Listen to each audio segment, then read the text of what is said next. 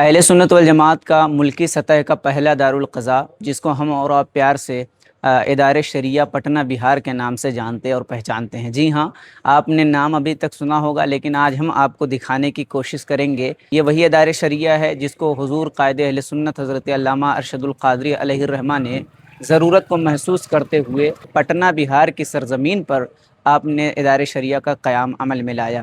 تو آئیے آج ہم آپ کو دکھانے کی کوشش کریں گے ادارے شریعہ پٹنہ بہار میں کہاں کہاں کے مقدمے دیکھے گئے اور ابھی تک کتنے مقدمے سنے گئے، کہاں کہاں کا فیصلہ ہوا۔ آج ہم وہ ساری باتیں ادارے شریعہ کے اندر جا کر جاننے کی کوشش کرتے ہیں اور وہ فائلیں بھی دکھاتے ہیں آپ کو۔ تو آئیے آپ کو ادارے شریعہ کے اندر لے کے چلتے ہیں اور جو چیزیں ہیں اسے دکھانے کی کوشش کرتے ہیں۔ یہ وہی پرانی عمارت ہے جس کو حضور قائد اہل سنت حضرت علامہ ارشد القادری علیہ الرحمہ نے قائم کیا تھا، اور اس بلڈنگ کو قائم کرنے کے بعد غازی ملت حضرت علامہ مولانا غلام رسول بلیاوی صاحب کو سونپ دیا تھا۔ آج یہ بلڈنگ آپ دیکھ رہے ہیں کہ جو حضور قائد اہل سنت علامہ ارشد القادری علیہ الرحمہ نے قائم کیا تھا، تب ایک منزلہ بلڈنگ تھی، آج یہ 4 منزلہ بلڈنگ ہے۔ تو آئیے حضور غازی ملت تشریف فرما ہیں، ان سے بھی کچھ پوچھیں گے ادارے شریعہ پٹنہ کے حوالے سے۔ تو اس وقت وہ پرانی بلڈنگ کے اندر ہم لوگ آ چکے ہیں، آئیے آپ کو اندر لے کے چلتے ہیں۔ حضور غازی ملت جو ہے ابھی کچھ میٹنگ وغیرہ کر رہے ہیں، تو ابھی ان سے کچھ دیر بعد گفتگو ہم کریں گے۔ ادھر دفتر ہے، ادھر میٹنگ ہال ہے۔ ہم سب سے پہلے آپ کو اوپر لے کے چلتے ہیں جہاں دارالقضاء دارالافتاء ہے۔ تو پہلے منزلے فرسٹ منزلے پہ ہم لوگ آ چکے ہیں۔ تو یہ آپ جو دیکھ رہے ہیں یہ دارالقضاء ہے۔ سب سے پہلے تو ہم دارالقضاء میں آپ کو لے کے چلتے ہیں۔ دارالقضاء کے حوالے سے کچھ گفتگو کریں گے۔ ہمارے ساتھ موجود ہیں حضرت علامہ مولانا مفتی غلام حسین صاحب قبلہ ثقافی، حضرت سے کچھ جاننے کی کوشش کریں گے۔ آئیے حضرت سے کچھ بات کرتے ہیں۔ سب سے پہلے ہم یہ جاننا چاہیں گے حضرت، بہار کے علاوہ کہاں کہاں کے مقدمے سماعت کیے گئے ہیں اب تک؟ دیکھیے، اکابرین اہل سنت نے مرکزی ادارے شریعہ میں جو مرکزی دارالقضاء کے قیام کو ملکی سطح پر اس ادارے کو بنایا ہے۔ یہی وجہ ہے کہ یہاں پہ پورے ملک بھر سے مقدمات آتے ہیں، جہاں جہاں شاخیں قائم ہیں وہاں سے مقدمات آتے ہیں۔ دارالقضاء والوں کو جو شاخ ہیں انہیں فسخ نکاح کا اختیار نہیں ہے۔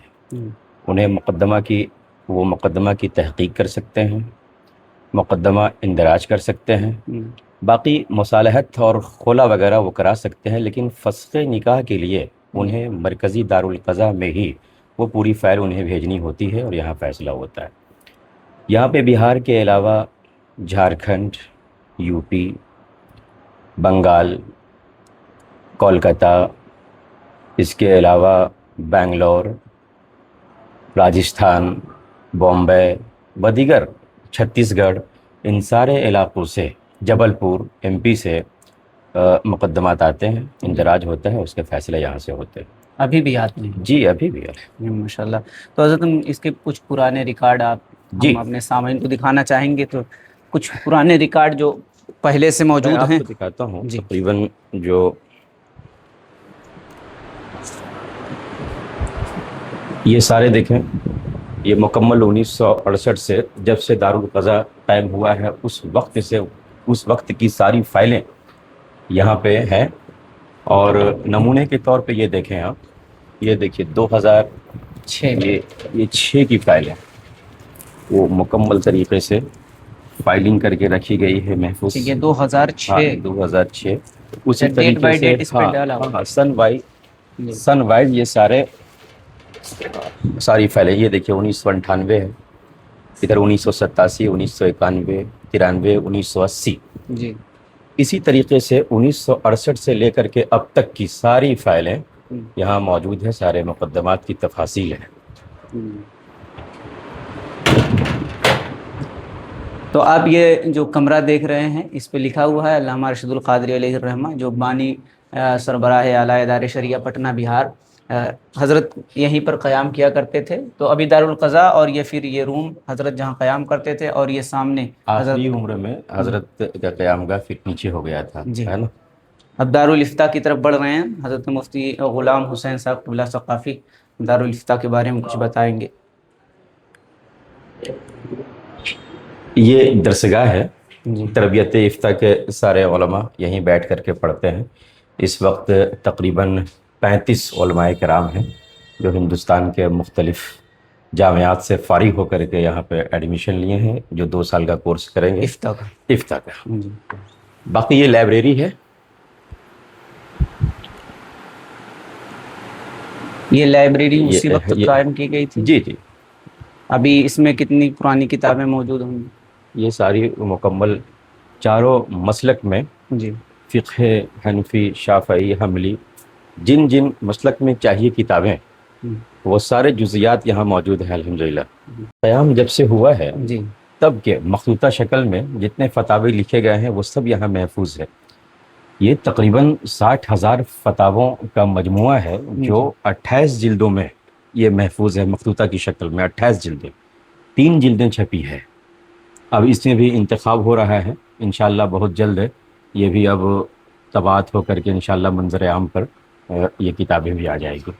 ادارے شریعہ کا جو سفر شروع ہوا پٹنہ میں، وہ کرائے کے مکان سے۔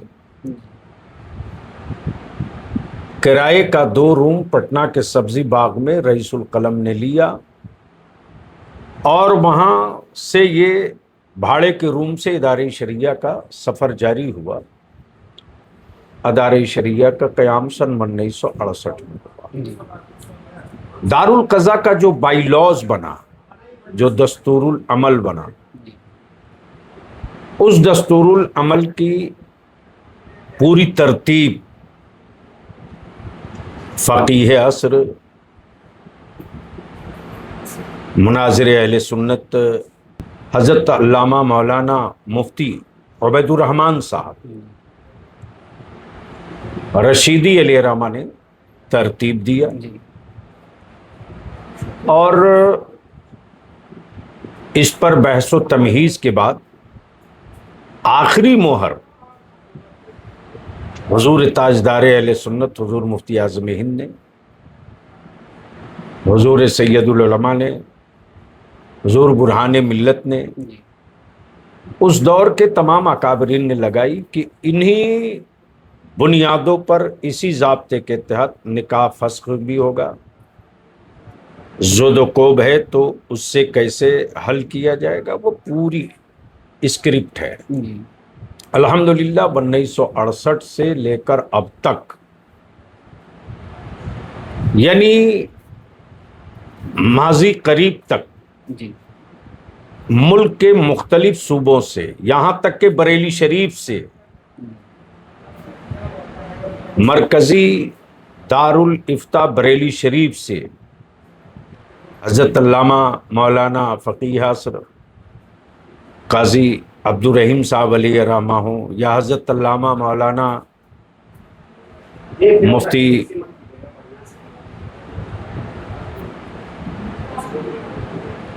نان پارا ہوں،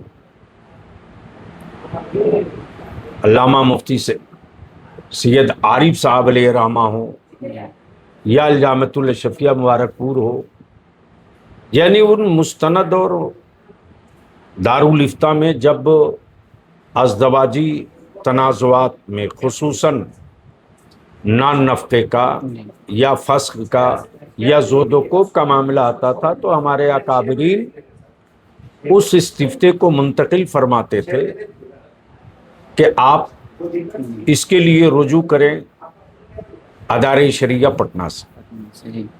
اکابرین کے وہ سارے کاغذات ادارے شریعہ کے دارالقضا کے ریکارڈ میں محفوظ ہیں۔ یہ سفر رہا۔ جی حضرت، ہم یہ جاننا چاہیں گے، یہ بلڈنگ رئیس القلم علامہ ارشد القادری علیہ الرحمہ نے جب تعمیر کی، تو کب وہ دن آیا کہ جب آپ کے کندھوں پر یہ ذمہ داری علامہ ارشد القادری علیہ الرحمہ نے دی؟ اس وقت جب آپ کو یہ ذمہ داری دی گئی تو اس وقت کتنے منزلے کی یہ بلڈنگ تھی؟ جس وقت میں حاضر ہوا تھا اس وقت جہاں آپ بیٹھے ہیں یہ آفس نہیں تھی، جی اور صرف یہ گراؤنڈ فلور پلس 1، جی گراؤنڈ پلس 1 کی عمارت تھی۔ وہ بھی عمارت کے دونوں طرف پلاسٹر نہیں تھا، جی وہ سامنے جو ایکسٹینشن بلڈنگ دکھ رہی ہے وہ بھی نہیں تھی۔ اور رئیس القلم جب ہمیں حکم فرمائے کہ اب تم پٹنہ جاؤ، ادارے شریعہ دیکھو،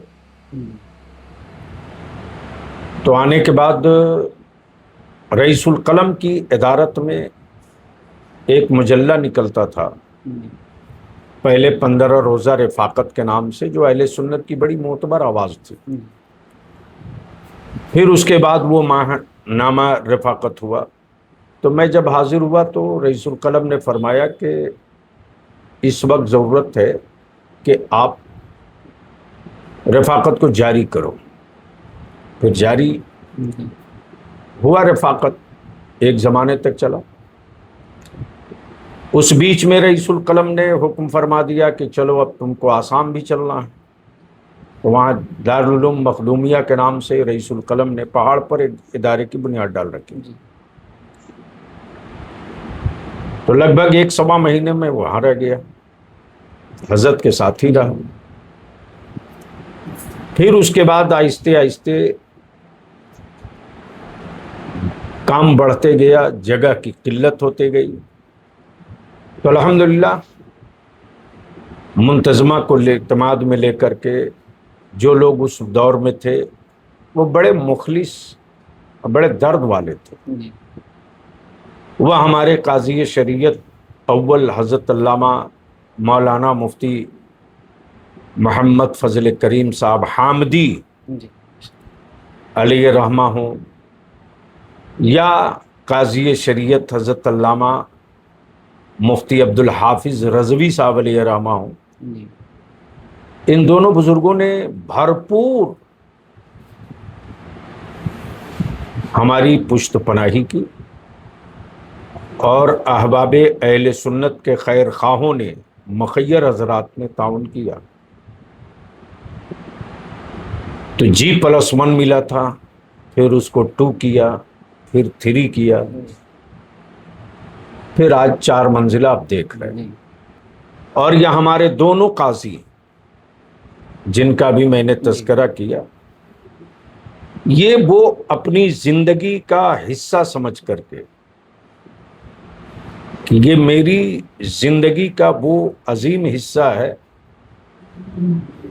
جس کی حفاظت ہمیں کرنی ہے. الحمدللہ ادارہ شریعہ کے دارالقضاء سے ملک کے مختلف صوبوں سے ہزاروں ہزار کی تعداد میں مقدمے فیصلے ہوئے، نکاح فسخ بھی ہوا. جہاں کوئی گنجائش نہیں بچتی ہے، فسخ کے علاوہ کوئی صورت نہیں ہے، تبھی فسخ ہوتا ہے. اور اسی کے ساتھ صلح بھی ہوتی ہے، اور صلح جو ہوتی ہے تو باؤنڈیڈ کر کے ہوتی ہے. ہم بڑے مطمئن ہو کر یہ کہہ سکتے ہیں کہ ادارہ شریعہ کے دارالقضاء نے ہزاروں گھروں کو اجڑنے سے بچایا ہے، ہزاروں زندگیوں کو تباہ ہونے سے بچایا ہے، ہزاروں ہزار خاندان کے املاک کو برباد ہونے سے بچایا ہے.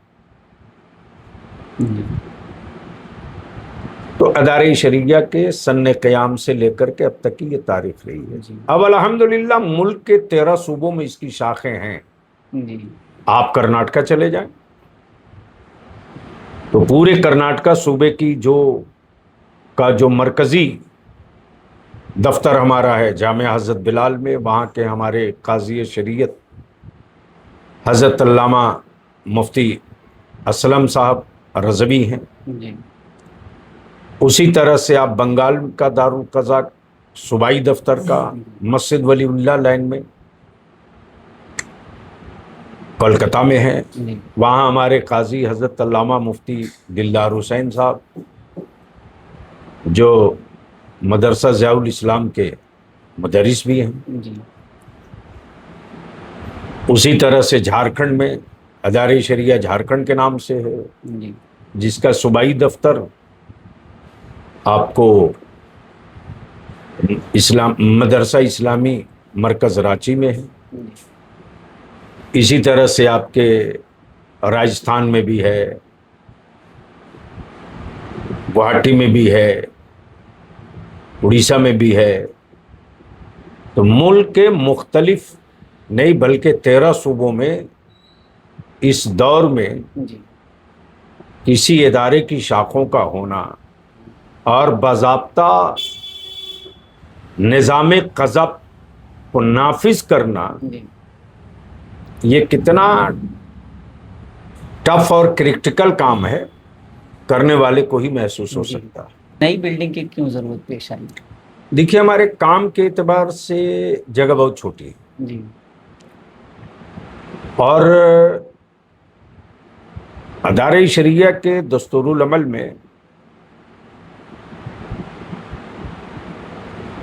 जो एक शिक है, जो अगराज़ व मकासद है, उसमें एक ये भी है जी कि एक मरकज़ी दीनी दरसगाह हो जो असरी तकाज़ों को मलहूज़ खातिर रखते हुए एक दारुल उलूम की हैसियत से शोबा कायम किया जाए। तो उसको लेकर के मदरसा शरइया के नाम से रईसुल कलम ने जी कायम फरमाया था। तो उस दौर में 15-20 बच्चे सिर्फ दर्जे हिफ्स के होते थे, लेकिन रईसुल कलम हमेशा फरमाते थे, बेटा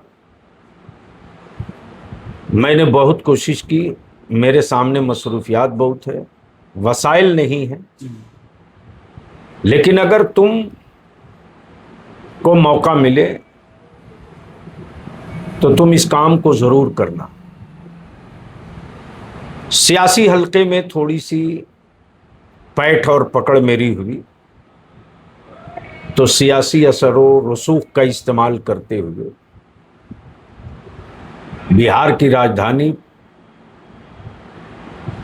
पटना में, जहां दिल्ली मुंबई से महंगी ज़मीन हो, वहाँ एक बहुत बड़ी आराज़ी हासिल करना जी और अल्हम्दुलिल्लाह उस नई इमारत को देखने के बाद अहले सुन्नत के हसास और जिम्मेदारों की आंखें ठंडी हो जाए। जो काम करने वाले हैं, जो दर्द वाले हैं, जो काम कर रहे हैं, उनको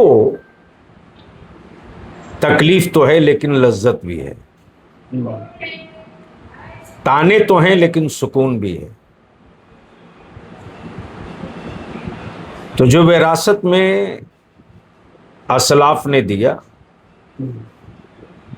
अल्हम्दुलिल्लाह वह इमारत आप देखेंगे जी तो तबीयत आपकी भी खुश होगी। और वो 10 कट्ठे में बिल्डिंग है और उस इमारत में तकरीबन 300 कुछ बच्चे, जिनकी किफ़ालत तीनों वक्त इदारे शरिया करता है।